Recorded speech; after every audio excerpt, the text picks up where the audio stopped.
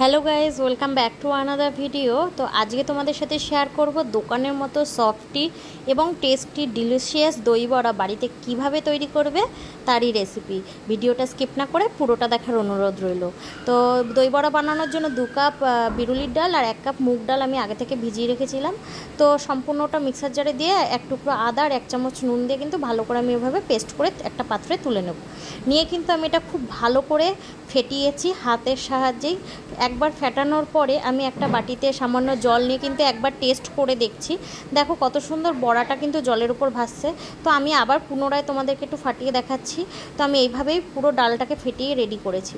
তো একটা কড়াইতে আমি গরম তেল করে নিয়েছি। তো করে বড়াগুলো এরকম সুন্দর করে একটু মিডিয়াম সাইজের করে বড়াগুলো ছেড়ে নিচ্ছি। তো সুন্দর করে এরকমভাবে বড়া দিয়ে দেওয়ার পরে মিডিয়াম ফ্লেমে আমি পুরো বড়াগুলো ভাজবো। বেশি হাই ফ্লেমে বড়া ভাজলে কিন্তু বড়াগুলো ভেতরে কাঁচা থেকে যাবে এবং বাইরে থেকে পুড়ে যাবে। তো লো ফ্লেমে রেখে সুন্দর করে একটু ধৈর্য ধরে বড়াগুলো ভাজতে হবে। দেখো কত সুন্দর করে ভেজে আমি একটা আলাদা পাত্রে দই জল বানিয়ে রেখেছিলাম, সেখানে আমি তুলে রাখলাম। তো এরমভাবেই বড়াটা ভাজা রেডি হয়ে গেছে। এবার দেখো একটা আলাদা পাত্রে আমি এখানে 3টে বড়া তুলে এরকম কেটে নিচ্ছি। তো কেটে নিয়ে আমি দিয়ে নেবো একটু বিট লবণ, এর উপর দিয়ে একটু চাট মশলা যাতে ভেতরে মশলাগুলো ঢোকে, আর একটু লাল লঙ্কার গুঁড়ো। এবার যে দইটা আমি ফাটিয়ে রেখেছি একটু নুন আর একটু চিনি দিয়ে, সেটা আমি এই বড়াগুলোর ওপর দিয়ে কিন্তু ভালো করে ছড়িয়ে দেবো।